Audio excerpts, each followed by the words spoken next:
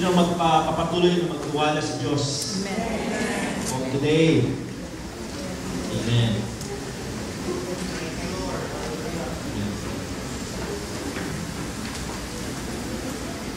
God is good. Sabi niyo sa inyong katabi, ang Diyos ay mabuti para sa iyo. Amen. Kaya na pang umaga, lahat ay nandito na. Diniscuss po natin about Psalm 23. Surely goodness and mercy shall follow you all the days of your life. Okay? Aking ulitin.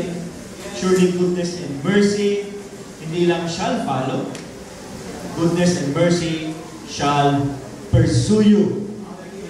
Goodness and mercy shall hunt you down. Yun ang translation ng follow. Amen? Nabuksan natin ang Biblia sa libro ng John 21.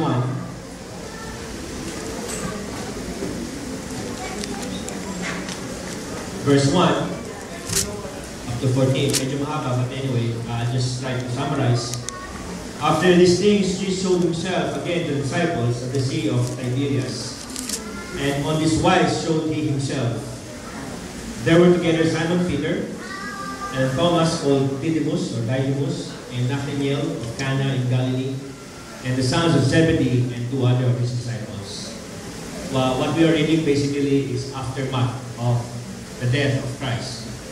Simon Peter said unto them, I go a fishing. The time ngayon, Simon Peter recognized his mistakes. He denied Christ thrice or 3 times. Sabi ni Simon, ang isda mo na lang kaya ako. Balik na ako sa pangingisda. So they went forth and entered into a ship immediately, and that night they caught nothing. But when the morning was now come, Jesus stood on the shore, but the disciples knew not that it was Jesus. So habang sila ay pumalaot, may nakita silang nakatayo sa may bandang shore, hindi nila nakilala na yung pala ay si Jesus. Then Jesus said unto them, Children, have you any meat? Or do you have any meat? Ano ba kayong pagkain? They answered him, No. And he said unto them, Cast the net on the right side of the ship, and you shall find. They cast therefore, and now they were not able to draw it for the multitude of fishes. I would like to emphasize the word cast the net. Yun ang instruction ng Panginoong Jesus. Cast the net. Hindi yung sinabing cast the nets. No? The Lord said, cast the net, meaning singular. Pag ito na yung isda, what do you do? Tinakast mo ilan? Several nets. Okay? But ito, instruction ng Lord was, cast the net. Isa lang. Isang net lang. Okay? Therefore, that disciple whom Jesus loved said unto Peter, It is the Lord. Now, when Simon Peter heard that it was the Lord, he girt his fisher's coat unto him, for he was naked, and did cast himself into the sea. And the other disciples came in a little ship, for they were not far from the land, but it were 200 cubits, dragging the net with fishes. As soon as they were come to land, they saw a fire of coals there, and fish laid thereon, and bread. Jesus said unto them, Bring of the fish which you have now caught. Simon Peter went up and drew the net to land full of great fishes, 153, for all there were so many, yet was not the net broken. So dinamit-dami na kanilang napangisda. Ano po? Hindi ho naputol yung net. Jesus said unto them, Come and dine, and none of the disciples durst ask him, Who are you, knowing that it was the Lord? Jesus then comes and takes bread, and give them and fish likewise. This is now the 3rd time that Jesus showed himself to his disciples. After that, he was risen from the dead. So there was a simple instruction that the Lord gave Peter, and it was to cast the net. Cast the net. Are you, in your life, are you going to follow Jesus? Remember, noong time niyo, si Peter ay diyan sa Panginoong Jesus. But nung nalaman niya at nakilala niya who Jesus was, no, he followed his orders. And after this story, no, the Lord had an interaction with Peter, He asked Peter several times if he loves the Lord. Ang sabi ng Lord, feed my sheep, or feed the lambs. The first time that he asked Peter, Peter, do you love me?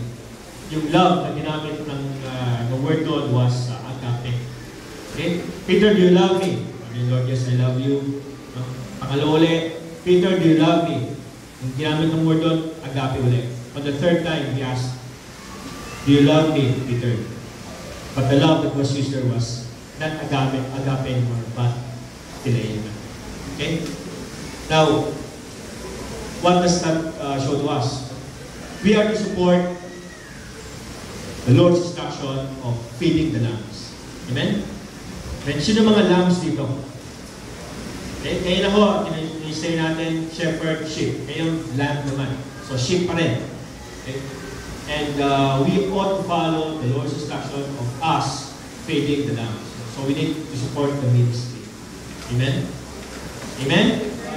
Amen. There's a book about the progress paradox. Sabi progress paradox.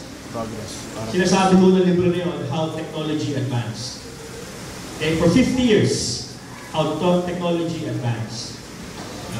And even though that the technology advanced, or medical technology also advanced, yet people are suffering from depression.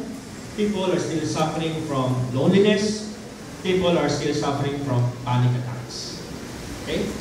Sa kabila ko ng napakagandang teknolohiya na meron tayo ngayon. And yet people, many people are suffering from this depression, loneliness, panic attacks.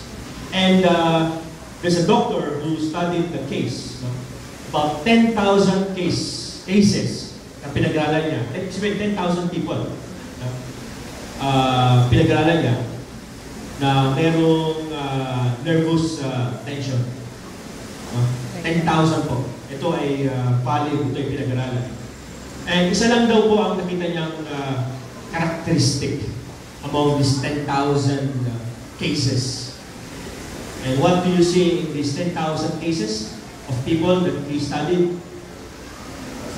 He proved, or the result showed that these people are habitual fault finders.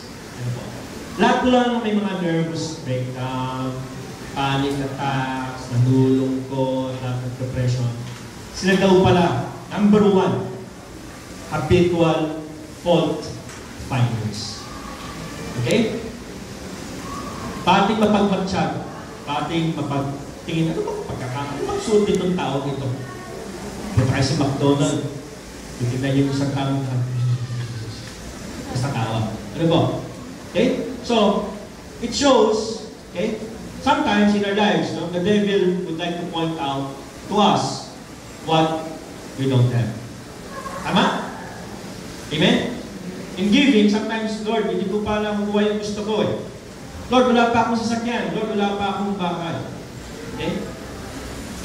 It's always the case. The devil would like to point to us what we do not have. The Bible says that godliness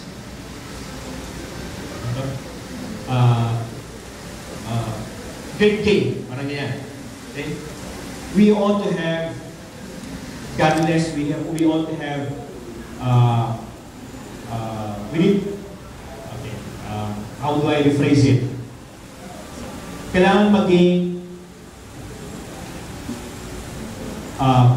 pag-aralan mo sa buhay mo kung ano ang dapat maging makontento. Godly contentment is great gain.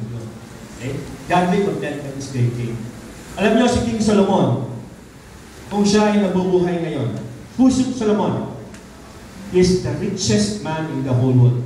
Nobody, not even Bill Gates can match his riches. Pero kung pupunta siya sa bahay ni Taglo ngayong araw nito, okay? At nakita niya yung plasma TV ni Taglo. Kasabi